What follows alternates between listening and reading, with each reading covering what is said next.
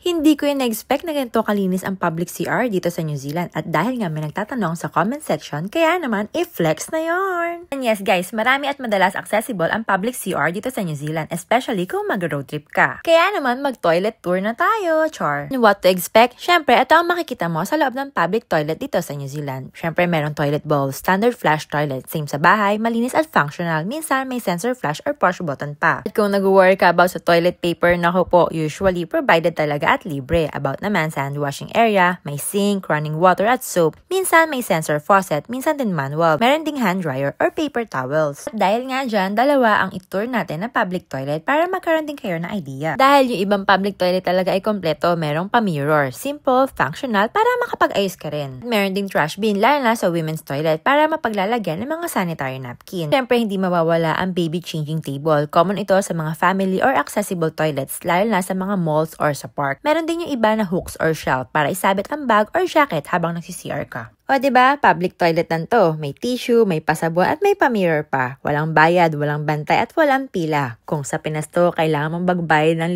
5 para sa ihi at 10 para sa dumi. Charis! So kung worried ka sa CR habang nag-road trip ka, don't worry dahil dito sa New Zealand, accessible talaga ang mga public toilet. God bless everyone! Bye!